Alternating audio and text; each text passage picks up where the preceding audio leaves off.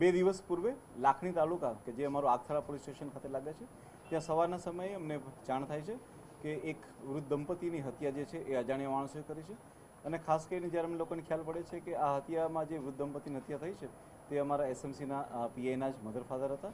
આ હત્યાની જાણ થતાં જ લોકલ પોલીસ અને એલસીબી એસઓજીનો સ્ટાફ તાત્કાલિક જગ્યા ઉપર પહોંચી જાય છે અને જાંચ પડતાલ સ્ટાર્ટ કરી દે છે. આ સિવાય આ ઘટનાની જાણ થતાં જ આઈજીપી સાહેબ તરફથી ડીજીપી સાહેબ તરફથી બી અલગ અલગ સૂચનાઓ અને કન્ટિન્યુઅસ માર્ગદર્શન આપવામાં આવે છે. હું આપ લોકોને જણાવવા માંગીશ કે પોલીસે માત્ર 36 કલાકની અંદર જ આ જે હત્યાનો ભેદ હતો એને પોલીસે ઉકેલી નાખ્યો છે. આ હત્યાની જ્યારે પોલીસને જાણ થાય છે એ વખતે જ અમે લોકો આની ગંભીરતાને લઈ અને અલગ અલગ 112 પોલીસની કુલ 8 જેટલી ટીમો બનાવવામાં આવેલી હતી. આ જે કેસ હતો એ અમારા બનાસકાંઠા પોલીસ માટે એક સૌથી મોટી એક ચેલેન્જ સમાન કેસ હતો કે જેની અંદર જે છે એ ટેકનિકલ ડિટેલ્સ એટલી બધી હતી નહીં, ટેકનિકલ મદદ મળી ન રહી હતી, છતાં પણ પોલીસે ઘણી બધી આ 8 ટીમોની મદદથી પોલીસે માત્ર 36 કલાકમાં હત્યાનો ભેદ ઉકેલ્યો છે. જો આપણે ટીમની વાત કરવામાં આવે તો અલગ અલગ ટીમોની જે રચના થઈ હતી તેમાં અનેક ટીમોને બનાસકાંઠા પોલીસ દ્વારા મધ્યપ્રદેશ અને રાજસ્થાનની એવી ગેંગ કે જે આ રીતના વૃદ્ધ દંપતીઓના કે બીજા વ્યક્તિના હાથને પગ કાપીને હત્યા કરીને લૂંટ ચલાવતી હોય છે, આવી તમામ ગેંગોની ઉપર નજર રાખવા માટે અને તે લોકો આમાં સામેલ છે કે નહીં તે માટે મોકલવામાં આવ્યા. કેટલીક જે પોલીસની જે ટીમ હતી તે લોકોને દાહોદ અને ગોધરા સાઈડ પણ મોકલવામાં આવ્યા જેથી કરીને ત્યાંની પણ એમઓ ભેગી આવે. આ સિવાય એ જે ગામ છે તેની આસપાસમાં 7 જેટલી ટીમો જે છે એ એવી રીતના વર્ક કરી રહી હતી કે જે લોકો ફોટોવોલ્ટિક સેલના સોલાર સેલ છે તેના માટેના 187 મજૂરો આવેલા હતા. આવા 187 મજૂરોનું ઇન્ટ્રોગેશન કરવામાં આવ્યું. કુલ થઈને આ 112 પોલીસ દ્વારા 36 કલાકની અંદર 350થી વધારે લોકોનું ઇન્ટ્રોગેશન કરવામાં આવ્યું. સાયબરની ટીમ દ્વારા કન્ટિન્યુઅસ ત્યાં ટાવર ડમ્પ અને ટેકનિકલ એનાલિસિસ કરવામાં આવ્યું. એક ટીમ દ્વારા કન્ટિન્યુઅસ જે છે તેને સીસીટીવીના નિગરાની ઉપર રાખવામાં આવી.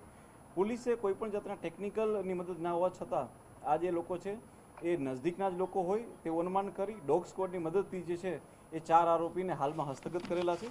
જે 4 આરોપી છે તેમના નામ જે છે એ કન્ટિન્યુઅસ આ રીતના છે. જે આરોપીના નામ છે તે અનુક્રમે સુરેશભાઈ સામળભાઈ પટેલ, ઉમાભાઈ ચેલાજી પટેલ તથા દિલીપજી મફાજી ઠાકોર, આ 4 જે આરોપી છે તેમને પોલીસ દ્વારા હસ્તગત કરી લેવામાં આવ્યો છે. અને આમનો જે મુખ્ય મોટિવ જે સામે આવેલો છે તે આ પ્રકારે છે કે જે મુખ્ય સૂત્રધાર છે સુરેશ તે બ્લેક મેજિકના જાણકાર છે અને બ્લેક મેજિકના જાણકાર હોવાથી તેમનામાં એવી અંધશ્રદ્ધા છે કે જો કોઈ પણ આવા વ્યક્તિના દાગીના જો એમને મારીને લઈ આવવામાં આવે તો તેના મદદથી ઓર વધારે ધન પ્રાપ્ત થઈ શકે છે. આ બ્લેક માન્યતાને તે પોતાના શરીરે રાખી અને આ ઘટનાને અંજામ આપે છે. સાથે સાથે પોતાની સાથે પોતાના પિતાને અને પોતાના મામાને સાથ કરે છે અને રાત્રિના સમયમાં કોઈને અવાજ ના આવે તેટલા માટે થઈને એક ટ્રેક્ટર પણ ચાલુ રાખે છે. ટ્રેક્ટરના અવાજની અંદર જે થઈ અને 3 લોકો ત્યાં જઈ અને મર્ડર કરે છે. આ સિવાય સુરેશના જે મુખ્ય ગુરુ છે ભુવા, એની પણ એ લોકો મદદ લે છે. તેના ઘરે જઈ અને ત્યાં પણ એ લોકો વિધિ કરે છે અને ત્યારબાદ જે છે એ પોતાના તમામ ઘરેણાને જે છે એ બીજા એક વ્યક્તિને આપી દે છે. આ પ્રકારની વસ્તુની જાણ થતાં જ અમારી એસઓજીની ટીમ દ્વારા તે લોકોને હસ્તગત કરવામાં આવે છે અને ઇન્ટ્રોગેશનમાં તે લોકોને પકડી પાડવામાં આવે છે. તાંત્રિક વિધિ માટેની કોઈ જે વાત હતી, તાંત્રિક વિધિ માટે હત્યાઓ કરવામાં આવી છે એવું કોઈ?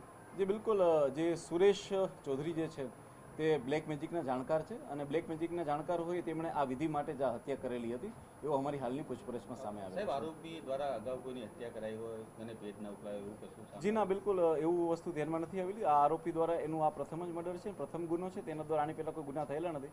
પરંતુ પોલીસ દ્વારા જે પ્રાથમિક ઇન્વેસ્ટિગેશનમાં સામે આવ્યું છે એ પ્રમાણે એ બ્લેક મેજિકનો જાણકાર અને ભૂવો હોવા છતાં તેની ઉપર ઘણું બધું દેવું બી થઈ ગયું હતું. એને આર્થિક સંકળામણમાં બી હતો. તેણે ઘણા લોકોને ચેક આપેલા હતા જે બાઉન્સ ના થાય તેના માટે પણ તેને આર્થિક સંકળામણ હતી. જે બિલકુલ અમે જે આજે આરોપીને હસ્તગત કરી તેમને અરેસ્ટ કરી અને ત્યારબાદ અમે નામદાર કોર્ટની સમક્ષ તેમનું રિમાન્ડ માંગવાના છીએ અને રિમાન્ડ દરમિયાન પણ જો કોઈ મુદ્દાઓ ઉજાગર થશે અને જેટલો પણ મુદ્દામાલ પોલીસે અત્યાર સુધીમાં રિકવર કરેલો છે અને ભવિષ્યમાં હજી વધારે રિકવર કરવાનો છે તે તમામને લઈને નેક્સ્ટ જે પ્રેસ કોન્ફરન્સ છે તેમાં બી આપણે હું આપને જણાવવા માંગીશ કે આ લાખણી તાલુકાના જસરા ગામની સીમમાં બનેલો બનાવ છે. જે આ પ્રકારની જિયોગ્રાફી છે તેમાં ખેતરોની અંદર ઘર આવેલા હોય છે.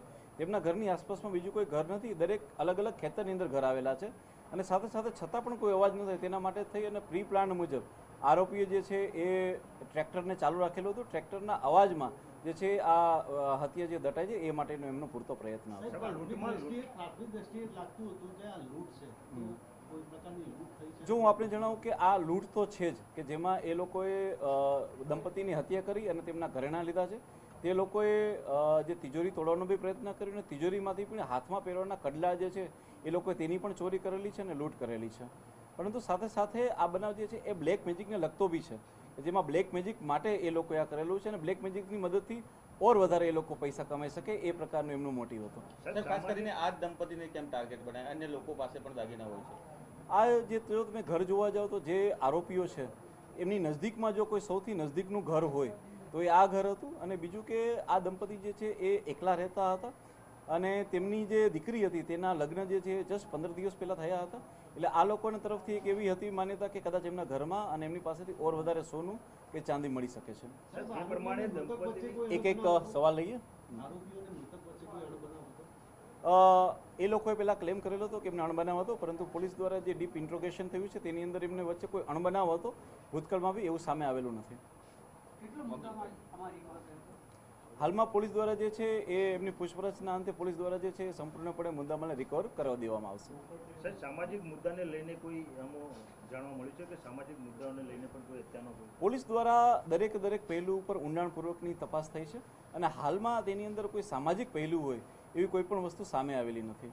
સાહેબ, સોશિયલ મીડિયામાં વિષ્ણોઈ ગેંગનું હાથ એવું ચાલતું હતું, એને આપ ખારિજ કરો છો? જી બિલકુલ, આની અંદર કોઈ વિષ્ણુ ગેંગનો હાથ નથી. આની અંદર જે છે એ પોલીસે જે આરોપી હસ્તગત કરેલા છે તેમાં પોલીસ દ્વારા જે છે એ તમામ એવા હથિયારો કે જેની અંદર ઉપયોગ થયા હતા, જે ગાડીનો ઉપયોગ થયો હતો, એ તમામ વસ્તુઓને પોલીસે ફોરેન્સિકની મદદથી રિકવર કરેલું છે અને પૂરતા એવિડન્સ બી પોલીસે લીધેલા છે. આમાં કોઈ પણ વિષ્ણુ ગેંગનો હાથ નથી. આમાં જે આરોપી હસ્તગત કરવામાં આવેલા છે તેમનો જ આની અંદર જે છે હાથ છે. ઓકે.